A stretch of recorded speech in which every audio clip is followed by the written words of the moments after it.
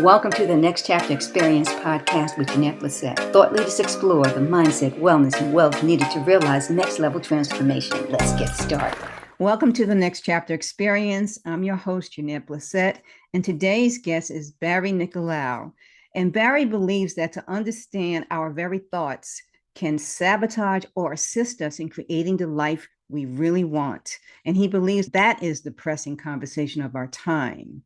He believes that by doing so, not only improves our own life, but also we become beacons of life to those around us who are considering being more aware and more intentional and making a shift in their life.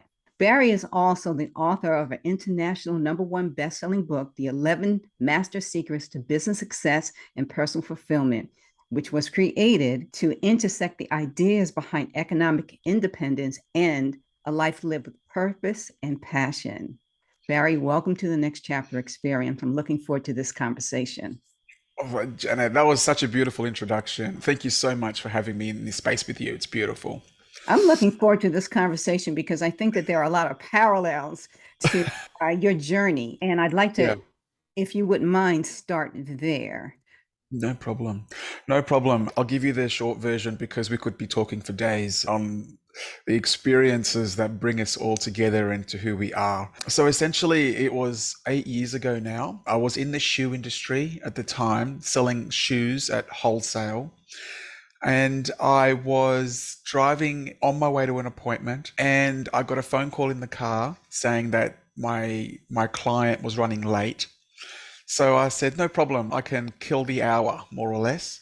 So the next thing that happened, and I don't know anyone that's buried here, but my car steered itself into this beautifully appointed cemetery in the northwestern suburbs of Sydney, Australia. So I just drive down these big wide open roads, these canopies of trees. You can just imagine blue crisp day, had my jacket on and pulled the car over and started walking amongst these gravestones. And as you do, you start looking at who was actually buried there and the years that they lived, when they were born and when they died. And you start doing the maths in between the years and how old people were. And then you realize something, Janet. You realize that the people that were lying there were not necessarily in their 80s and 90s and late 70s. There were actually 20-year-olds, 30-year-olds, 40-year-olds lying on the ground. And I guess at that point, I was also in a state of vulnerability. I was in a state of, I was not fulfilled. I really didn't like where my life was going. I was earning money, but I wasn't being filled inside. The light wasn't being fueled. So I leant up against my car just before I got back in it. And I remember being in a state of total surrender, like total, I'm leaving it to you, God. I don't know what to do. I'm stuck. I know I've only got my earthly brain, my ground view. You've got the aerial view. I'm going to leave it to you. And at that moment, I felt three words bombard me on a level that I've never experienced before. And I felt three words, and those words were live your life. And at the time, I dismissed it. I thought it was crazy talk. I thought it was just my mind playing tricks on me. I thought I was just hallucinating. It wasn't real. So I got back in my car and I ignored it. I drove to my appointment. I went home that night, had my dinner, my family, and I went to bed. And then at 3 a.m. in the morning, the word your was glowing in my mind. Live your life. Don't try and live a life based on somebody else's opinion, based on somebody else's thoughts. What do you feel is right for you? And then I thought, I get it. Thank you for giving me that vision, that dream. So then I get up at 3 a.m. and I just start writing. And it wasn't meant to be a book. It wasn't meant to be something esoteric and beautiful. It was just a brain dump of information that inspired me. I started to research people in the world that have come from ultimate trauma, ultimate tragedy, ultimate negativity, and have achieved these huge dreams and mindsets. And I was fascinated with that because how did they do it? And then the next question is, why don't the rest of us do it? Like, without the tragedy and without the trauma, like, why don't we? And then you start to realize a few truths that human beings on some level need tragedy to strike for us to wake us out of apathy, to wake us out of our conformity in some degree. And yeah, it transcended everything. I had this thing that looked like a book, and I'm thinking, I know no one in the publishing industry. I have no idea of any other authors around. It's 2015. So anyway, I just put it out there. I said, God, if this is meant to be a book, show me the way. And then I get this random Facebook message, Janet, and the message was, we publish books. If you have a manuscript, we'd love to hear from you. Amazing. And I'm thinking, that's random. Got in touch with John, got a #1 selling campaign on Amazon. We hit #1 in 6 countries and 19 categories. That was the beginning of the journey. And then since then, an online course from the book itself. So that's pretty cool. And at the same time now with the pandemic, helping law firms. And in particular, it's just been insane because lawyers are as left brain as you can get. And now they're wanting to understand energy as a currency and understand how their thoughts create things. And I've been pioneering that. And the second book's coming out in exactly 4 weeks from this interview. Yes, in February. Move the mountain. Right? Move the mountain. That's a parable from Christ there. If you're a follower, Christ had this beautiful saying. And by the way, I didn't have the name of the book until 2 months ago. It's been in the works for a year. That's amazing. So I didn't know what I was going to call it. So now it's really super cool. The book is probably diving a lot further into how thoughts become things, science of that as well, and taking my very deep religious, spiritual views on the essence of the nature of God. Not so much God, the entity, but the nature of him. Yeah, I want to talk a little bit about that to a certain extent. I did read your book, and I've been reading it, and half the book is highlighted. Highlight. Oh my God. Yeah, thank you. So you'll love the second book, Janet. It's actually even more exciting than the first, so it's cool. Oh my God. I can't imagine. I cannot imagine, but I'm looking forward to it because I did get on Amazon looking for it once I got the title, and I thought, wait a minute, I thought this was available right now. And then it said February releasing. 7th. Yeah, exactly. So we've had about 1,400 pre-orders. So 1,400 pre-orders for the digital version, and the physical version's coming out on the 7th of February with the digital version as well. So all these people will get their digital versions on one day. But it's cool. It's exciting to be able to impact the world and not necessarily compare yourself to anyone else. And I think that's the trap. I think where we get down is when we go, we haven't got that impact. We haven't got Oprah Winfrey impact sort of thing. I understand what you're saying on that. I've had to drop that because it darkens the energy that you're trying to put out in the world. So I think whether you're doing it in a small way by helping someone across the street, or whether you're doing it in a big way in front of an audience of thousands, you have to realize that you're having your beautiful impact in your own beautiful way. And this is the thing that I need people to really understand. You don't know how far your ripples spread. You don't. You could be talking someone off the ledge right now, and you're not privy to that. So don't negate that by thinking, I'm not at that level, I shouldn't be doing this, and I've got so much money, but I haven't got what that guy's got. That guy's got billions, and I've only got whatever. And it's trying to understand that you are a spark of divinity, and some people have been in that fire for longer than you, and some people haven't, but you are a spark of God. Your lineage comes from God. So if he can create from nothing, if he has created the heavens and the earth from thought, then we are part of that thought. That means that we have that same magic, that same knowingness in us, and our 70 to 80 years on the planet is a way we can demonstrate that. From coming from ultimate trauma and ultimate hardship to creating a life of bliss and joy as much as possible. That's how we demonstrate our lineage. We have to believe that. And I think that men feel or have been or conform to the mindset that they have to have someone to lead them to that, rather than that is in each one of us. Divinity, I have always believed, is within all of us. It's a matter of tapping into it and expressing it in the authentic way for you.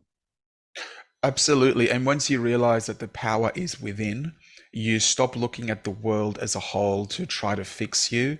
You get to a situation where you go, I've got this trauma, or I've got this hurt, or I've got this joy, or I've got this whatever you've got inside. And you realize that life is one big lesson in self-reliance. And the people that can help you on that journey, don't get me wrong, I teach self-reliance, Janet, but I'm also very close to Christ. And I think that he wants us to be more self-reliant. It's like having children, right? Most people don't have a 50 to 60-year-old living with them. Like, you get to a stage where you bring your children up to be independent of you. You don't bring your children up to consistently you be a crutch to them, right? So why isn't it the same with God? Why doesn't God say, well, I've helped you, I've held your hand for the last 2,000 years. How do you now find your own way? Yes, with me in your life, but not necessarily relying on me. What you're saying is very insightful. And I think, and I'm going to say think, because this is a Jeanette-ism, if you will, that at some point we have to mature and grow to a certain level that we become adults. Yes. Okay. We become adults and more responsible for the outcomes in our lives. Absolutely. And isn't that the point? You have children and you want the same for them. Like, you teach them as best you can when they start to get married or have careers, go through problems in their life. You hope that you've given them the tools in the last 20 to 25 years to be able to make independent, good choices. You hope that you've done the right job there. You might have stuffed up along the way, like every parent does, right? Everybody's painting by the numbers. I guarantee it. Everyone is painting by the numbers. How old are your children, Barry?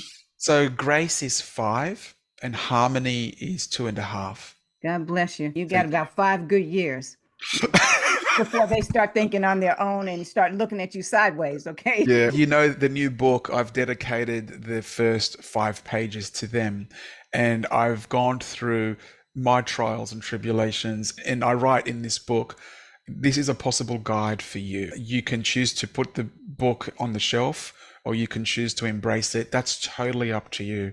But if you ever wanted to know what your dad was thinking at his age now, then you might just flick it open to a page and you might find a solution to what you're going through. So I've written the book for them as a guide. It's for everybody to read, but my heart said, write it for them so that when you're not around, it's in a funny way, like we have the Bible, we have this word that gets passed down. I wanted to give them my own version of that. And yeah, for some people that might sound strange, but I don't really care how that sounds to other people. It's something that I wanted to pass on as part of my legacy to them. And yeah, I wish I had that from my dad. It didn't happen that way. But it's cool. It's cool being in this space with you. It's cool to explore these concepts, to realize that we're so powerful, Janet. We are so powerful as people to be able to pull from deep inside us and to inspire so many millions of people that need to hear that inspiration. It's such a honor. You think about it, we're all walking on sacred ground, like all of us. Some of us realize that through their lifetime. Some of us realize that on their deathbed, that this was an absolute honor to be here on this little blue pearl we call the world, hanging in space with no one around us that we can really see. It's just this little blue pearl. And we've only got 70 to 80 years to experience life here. And we come to some fundamental truths in our time. We realize the power of gratitude. We realize the power of love. We realize what we're made of from our lineage, from God himself. We realize how beautiful the earth is. And yet we get caught up in these petty squabbles and these petty dramas, and this person doesn't like this person. And it's almost like we need to get an aerial view of life. When astronauts go into space, and they put their thumb over the earth, they can actually put their thumb over the whole world and all the problems in it. And then they come back with this philosophy. I'm not sure what they call it, but it's like this oneness. We are one. So why spend it trying to control and add fear? This is something that we should be embracing and adding love to. And these conversations is how I know that's happening. Like, we're actually part of that love conversation. So anyone that tells me the world's going in a bad place does not have the full picture. I appreciate you saying that because I had a conversation with a person recently who Mm, was dismayed at what was going on or what is going on in the world in mm, general.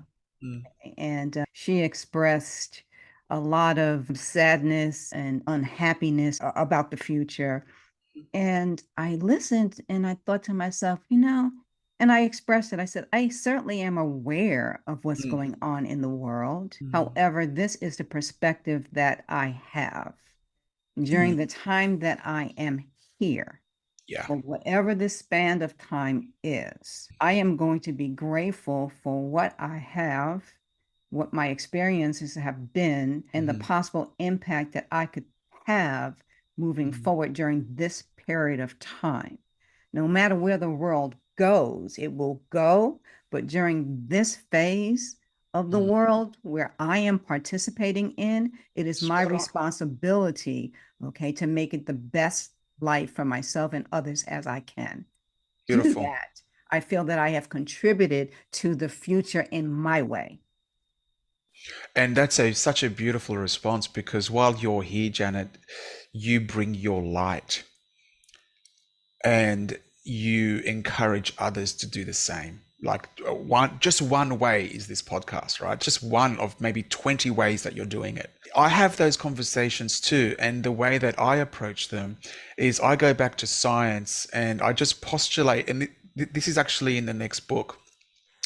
So Einstein asked the question of humanity, more or less, and he repeated this throughout his life. And this is something you've got to consider when you're looking at your mindset and then looking at the world. Einstein postulated that he said the most important decision that every human being must make, like you must make this decision, and either you make it consciously or subconsciously, you make this decision, is whether you believe the world is a friendly place or whether you believe the world is a toxic place. And you answer this question subconsciously most of the time. What you've got to do is reduce your answer to one word. I don't want you to tell me, Barry, here's the friendly examples and here are the toxic examples. And we sit somewhere in the middle of that. That's not the point of the question. The point of the question is I need to know where you're sitting from a mindset point of view. Because when we talk about creative visualization and when we talk about manifestation and when we talk about coaching that I help about 20 people now one-on-one every month. And I need to know where their mindset is at. So I said, I need you to be honest and answer this question on the side of toxicity or friendliness. And when people are forced to reduce their answer to one word, most of the time they think about it because most people lean towards toxicity. And if that's the case, that's okay because you've been honest with me. But you've also got to know that if you put manifestation work into toxicity, what do you think you're going to experience? You're going to experience the toxic version of your initial belief. You're going to just go down a different road. So it's very important to try and balance the equation to get you back on the friendly side. And the way you do that is to look at all the beautiful and research all the beautiful events that are happening in the world that you're not privy to. You're not privy to these events, but so Okay. you think that they're not real.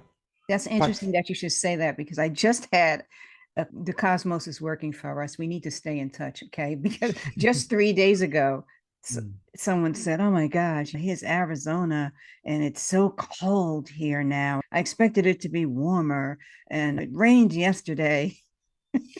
And I said, "Isn't that wonderful?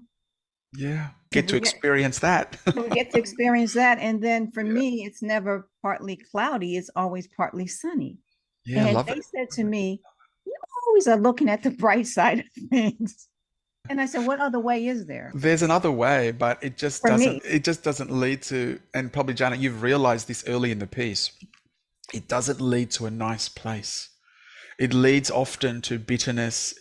It leads to consistently being angry. It leads to looking at the negative side of life. And this is why I need people to truly ferret out in this conversation.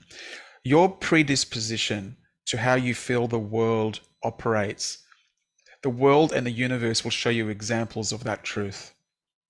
So if you believe in your heart of hearts that the world is not a nice place, the universe will jump on the side of knowing that you're saying and what you're doing is true for you. So it will continually show you examples of that truth as a tangible reality. If you're the kind of person that says, well, no, Barry, I think the world is quite friendly, and here are the examples of why I think that way. And you might mention marriages getting back together. You might have mentioned people beating cancer. You might talk about the refugees that are being taken in by neighboring countries in the Ukraine, people taking in total strangers, kids, 5 year olds, 4 year olds, 3 year olds that are being taken in by families that don't know them and that are starting schools in different countries with different infrastructures and often a different language. This is also happening. The human heart is beautiful. You've just got to know that there are scenarios that are taking place out of your field of view that you need to balance the equation on. Balance the equation. I had this thought about the word reset or rebalance, and I settled on rebalance. This was just yesterday. Wow. As to the Wow. point that you're making, okay, what we are seeing visually on Mm, different street corners, on the highways, are homeless people who are begging for food, for shelter, for money, and things of that nature. That is really happening. So it's not as if we are not seeing that, because I am no. seeing that, I'm visually taking that in. But to your point, the other side of that equation are the things that you talked about. And we have to remember those kind of things are happening. The question that I have for myself, is there a way to have impact? And how do I go Absolutely. about doing that? Yeah, it's a really good question. The way I look at it is I've got this little belief that I have, which is to control the controllables. I know it's an odd thing to consider, but it's the most critical thing you've got to embrace. If something is within your sphere of control, so let's say, for example, you see those homeless people on the street and you feel that it is within your power to go to one. And this happened to me about 2 years ago. And it got mentioned in the Oprah magazine, of all places. I'll tell you the story. But if you feel like something is within your sphere of control, you've got a duty to control it and control it as much as you can, right? If you look at some parts of the world or some parts of reality that you feel are out of that sphere of control, then you've got to let that go because you are spending and using your energy into something that you can have almost no impact in, and you're taking away from the part of your life that you can have impact in. What I'm saying is, if you've got green lights, go forward, but don't sit at the red light and start whining about why it's red. Like, you've got green lights left and right. Make sure that those green lights are the cars moving forward. Most people, I think, they get so offended at the red light. They get so tumultuous inside of themselves that they sit at that red light for decades and they don't see green anymore because their field of view is red. And it takes podcasts like this, it takes inspirational shows, it takes great books, it takes mentors and leaders in the world that can say to people, no, you don't understand. You've got green lights everywhere. You just have to take the leap of faith and go with those green lights. And that's what we do. We help people see that there are green lights as opposed to the red ones. And often when you go down the green light road, you circumvene the red. Like, the red doesn't end up mattering anymore. It ends up being something that was important yesterday, but wasn't important today. As we kind of wrap things up a bit, within the 11 Master Secrets, of all the different chapters, one of the chapters talked about the relationships that you have in your life. We talked a little bit about toxicity with Mm, people that you're engaged with, your friends, sometimes your families, and how important it is to determine or discern whether mm, or not you are receiving the energy that you need from this person or these people. And I remember on one of the interviews you had on YouTube, you talked about a friend that you had for quite a while, for decades, and you realized that there was a difference in the paths that you were pursuing and even in the mindsets and how you approached life. You want to share a little bit about that? Yeah, absolutely. And first of all, thank you so much for watching the interview. It's great to hear that people are interested in people in that respect as well. Yeah, I come from Greek descent, so background. And just to give you an understanding of where the mindset comes from. And in a lot of Greeks, there's a codependency on family. Like we run our decisions past everyone. And in one way, we would say it's love based because we value opinions and we value the people that love us most to give us a bit of a direction of where we're going. In another sense, it ends up becoming very stifling because you end up not being true to your own calling, which God put on this earth in the form of you. So then it's almost like you're asking permission to be. And I took offense to that. I said, I value, especially mum and dad, I love them so much. But I got to a situation where I took their love and the value and the opportunities that they offered me. But when it came to stifling a direction, I took that as theft. So then that translated into a form of toxicity for me. And then what that did, if I was like that with my nearest and dearest and just evaluated where people's mindsets were coming from, I looked at it from my friendship circles as well, because you end up understanding as you're going forward on your path, the right people exit your life and the right people enter your life. So you are consistently matching energy signatures. Like you will be consistently, Janet, you will have new friendships that form this year, next year, the next year, the following year. And as a natural consequence, some older relationships that you don't mind keeping around, but they just won't feel as exciting and as enthusiastic. And you're having these old conversations over and over again. And what I was finding was that I was having these old conversations and it stopped me from having the conversations that I wanted to have. So I've just made a definitive call inside myself. And what's happened, especially with this friend that you're alluding to here, I just felt a mismatch of energy. And there wasn't anything that was said, there wasn't anything that was done that separated us. I just started to make space for other things to take place. Because if you think about it, if you're a chess player, if all your pieces on your chessboard are filled, then there's nowhere for you to move because all your squares on your chessboard are filled up. Until you start taking some pieces off your board and free a few squares up on your board, then the right people and the right situations that are aligned with your path enter that chessboard. And all of a sudden you fill it up with, let's say 4 new pieces come on board. You fill it up with 4 new pieces that are aligned with where you're going. All of a sudden, the flavor of your board changes because it ends up being more of a direct line of value to who you're becoming. And eventually what tends to happen is you become a little bit more discerning on wanting to take a few other pieces off and fill those pieces on with people and scenarios and podcasts that align with who you are. And all of a sudden you become a truer version of you as life goes on. Now, some people might take offense to that. That's okay. I'm not here to stop people taking offense. What I am here to do is to live a truth-based existence based on who I am. And by a natural byproduct, I'm bound to offend someone's sensibilities. And I used to take offense to that. Now I don't argue anymore. I just say namaste and I wish you all the very, very best that life has to offer.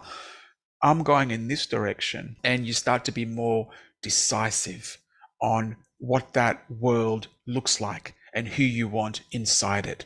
And you end up being a lot more true to you. It took a lot of years for me to get down that road because I'm a nice guy and I just want to keep nice people around me and keep pleasant conversations going all the time. And now I'm becoming more, the answers are within, and I don't necessarily need validation from family. I don't need acceptance from friends. It's nice to have those things, but it doesn't derail me, Janet, moving forward. And yeah, sometimes it's a lonely path, absolutely. But it's a path for me, it's a path of no regret because I'm not going to catch up with a friend if it means me not writing the next chapter of my book.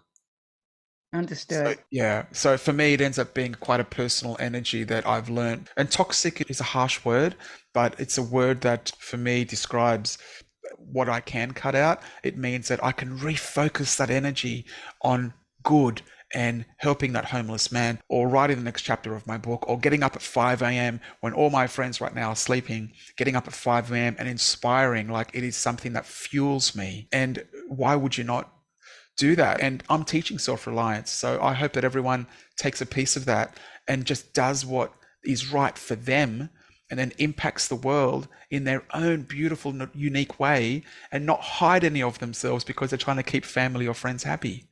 I feel that on this path, the right people will join you and they say, Barry, I'm actually doing that as well. This feels weird, but I feel like I'm being true to me. What do I do here? And if it feels true to you, you're doing the right thing. You're fueling yourself, which allows you to make greater impact. So yeah, it's become a whirlwind process, Janet. It's something that I've learned to, it's going to sound horrible, but in some ways be a little bit selfish to make sure that you become selfless. Fuel yourself. Be able to fuel. You can't give away what you don't have. You can't give kindness away if you're not kind to yourself. You can't give love away if you're not loving yourself. How can you do that? People try. It's short-lived. It's temporary success you'll have. But if you come from a place of compassion, gratitude, and love for self, then you have it to give to the world, fueling the world based on who you are, not who you want to be, because it's who you are. So it's inner directed, so it can become outer directed. It's beautiful what you just shared, and I greatly appreciate you sharing that for our listeners You're very welcome. actually to help them to understand and get to know you. It's beautiful. It's gorgeous to share this space because it means that it's a lot of good going into the world. You need to rely on yourself. You need to have God as your rock. But if it comes to other people sharing or pushing their values on you, and those sensibilities don't align with who you are, I think you've got to make a decision. It's good. And you're doing, Janet, you are living a truth-based calling on what you feel aligned to do. Imagine if the whole world did that. Imagine if people weren't necessarily stuck in opinion or fear or doubt or what other people think they should or shouldn't be doing. Imagine if everyone listened to that and then acted on that truth. Imagine the world we could be living in. Almost a world that failure and fear would be words that wouldn't really have impact. They wouldn't derail you from having the action steps put in place. So I look at it and I'm thinking, well done on your courage and your bravery and making sure that you listen to who you are, because yeah, it's incredible. Like, we need more Janets out there. We need more Barrys out there. We need people to listen to who they are. And this is the thing. It's not enough to just think about what you want to do. Like I keep saying to people, and podcasts that I'm on now, I'm on like almost 2 podcasts a week. And what people are actually saying, Barry, give me some last words, something that you want to leave the audience with. And it always comes down to one thing for me is, can you identify the next right move in the direction of your inspiration? Can you do that? Can you take the fuel that you've just been given from this podcast or from the book you've just read or from the family member that loves you, that supports you? Can you take that fuel and put it into an action step? And what would that look like for you? Would it mean a phone call? Would it mean starting your own podcast? Would it mean applying for that job? Would it mean starting a business? What does that look like for you? And then making those next steps. That's the key. And when you're fueled like you are now, when you're pumped and when you're, yes, this is possible, I can really do this. Janet, I've listened to Janet and she's so inspirational and she's so on point and she makes so much sense. Like, she's there and she's helping. Like, I feel like that's a yearning for me as well. Maybe I can hop on a Zoom with her and maybe that's the next right move. And all of a sudden the mindset starts to consider amazing possibilities. And then all of a sudden you make that move. You start your podcast and all of a sudden you're looking for a guest. All of a sudden this person comes up and you think, oh, that's weird, that's aligned. And this is what happens when you are on your path and when you are on purpose. The green lights happen so often and so quickly because you're going with the flow of the life that was intended for you to live. You're not fighting the current anymore. You're not paddling upstream. You're actually flowing with it. And you're open to the surprises that come up along the way as well. Yeah. Absolutely. Yeah. I certainly have enjoyed this conversation, Barry. I hope Thank you, Janet. This is not the last time we visit. No, it is not going to be the last time. It is beautiful. And I feel so blessed that you've even given me the opportunity to speak here with you today. It's lovely. No, it's definitely my pleasure. Thank you again. Greatly appreciate this conversation. It's been Thank you. enlightening. Thank you.